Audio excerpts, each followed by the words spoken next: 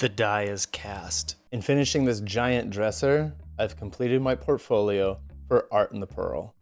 Hopefully the world likes giant space stuff as much as I do. It's all maple, it's got magnetic handles, and it took forever. That being said, technique-wise, you'd be surprised how easy it was to make.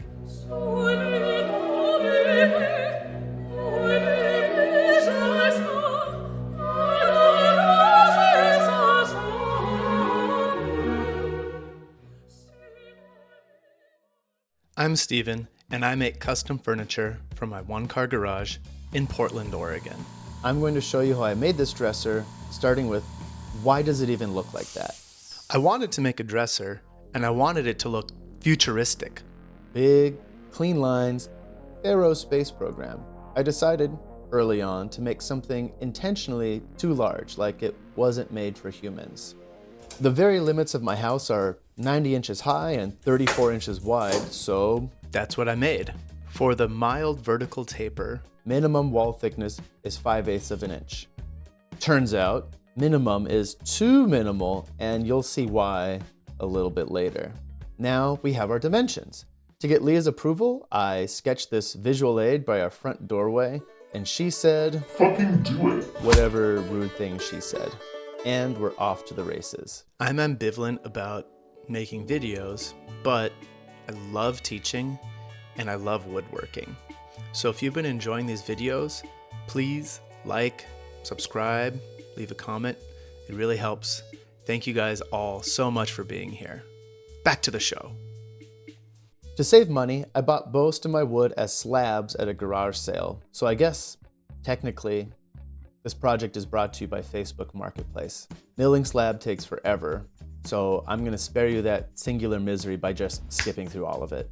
This is intentionally an all maple project, no oops about it. The white and swirly brown is spalted red maple from that garage sale.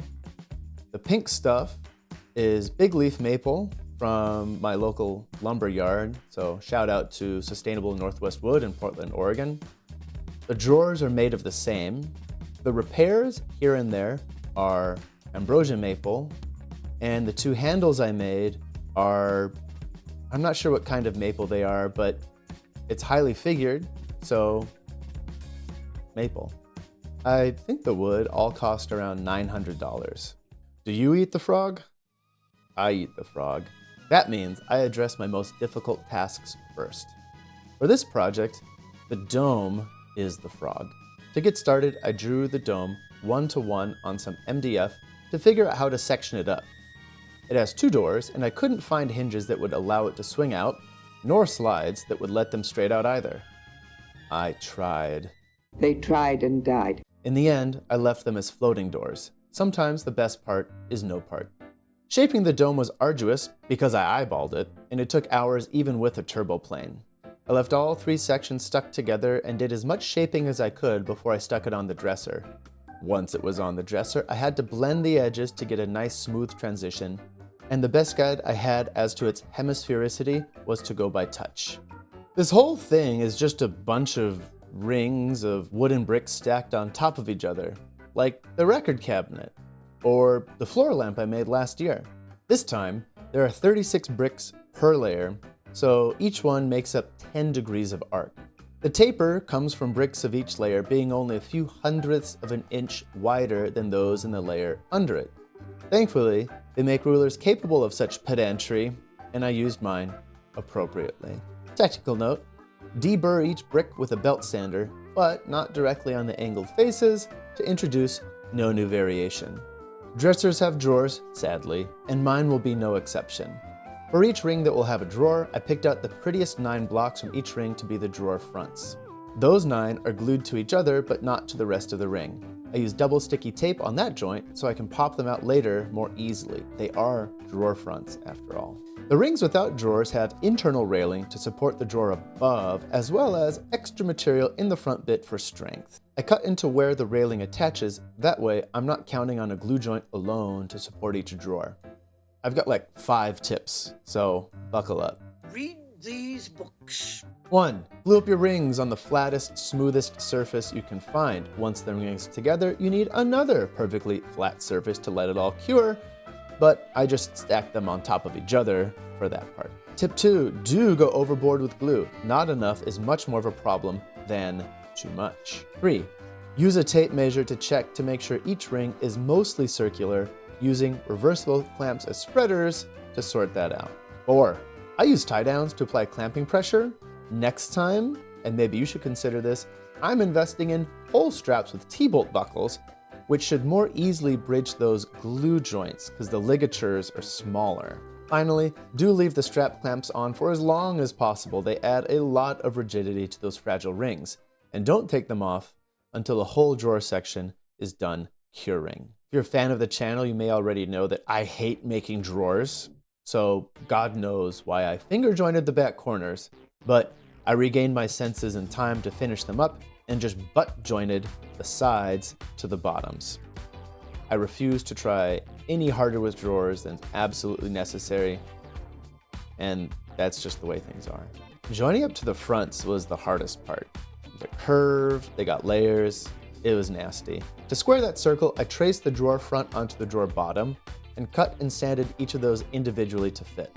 To get the sides to fit required Fixators! And the only thing I'll say about that special hell, which I have intentionally forgotten, is to get yourself an oscillating multi-tool. Big hero right there. Having subdued those goddamn drawers, we can finally do the last vertical glue up. I threw some conjugated tie downs over the dome, cinched down, and came back in a day. No other clamp would do for this particular task because of the weird sizes and shapes involved. So you might want to keep some tie downs around for your next big project. A running theme for this project is that each stitch takes forever when you make big pieces, and shaping this beast was of a kind. I gently laid the whole thing down on a moving blanket and worked through my mightiest power tools. Turbo plane, power plane, angle grinder, belt sander. And I gotta say, going from layer cake to lumpy bumpy to actually even flare and mostly circular circumference, when your project is made from hard-ass maple, is no small task. Be patient. 2 tips on this bit. Don't put a tool down until the task for which it is best suited is complete. Planers cut mountains, grinders efface hills, and sanding cures bumps. Also, leave no repair undone. Fix everything, just do it. Speaking of which, around these parts, we like to say aliquando bonus dormitat hormeris, which kind of means everybody makes mistakes, myself included, and most of it was self-inflicted. And I had to fix a lot of stuff. So anyway, here's the best repair I did with CA glue. And if you're thinking that that came out looking like a big brown booger, I felt the same way. So I redid it with maple and matching colors, and I think it came out a lot better. All right, remember when I hinted earlier at some mysterious wall thickness issue? Here's why. My drawer rails peeked through during the planing process. Big whoops. No matter. I cut out entirely where the damage was, made a half brick out of maple with a step inside to provide support for the drawer rail above, glued it in place, and cleaned it up. Bob's your uncle. I also dropped one of those floating drawers, broke off a few bricks, so I had to glue them back in place, sand them seamless again, and now we're finally on our merry friggin' way. There were other repairs, but those were definitely the fun ones. What is there to say about sanding? You know, sanding is boring as hell, so I'll keep it brief. Go through all the grits, duh. Wear lung protection, double duh. And use a raking light to make sure you got all the scratches out. Not necessarily a duh. Definitely worth it. I got this rechargeable Husky light for like 20 or 30 bucks at Big Orange, and it doubles as studio lighting. So there. Finishing can be nice. It's fiddly, but pleasantly mindless, moving right along through, kind of a beautiful, rewarding part of the project. I've got a 2-step process for making this look decent. Oil, then shellac. That's the whole thing. So, Oil. First, I'm gonna drown my project in boiled linseed oil, reapplying probably like every hour for the first day. So there's probably like, I'll just say like 6 or 7 applications on the first day.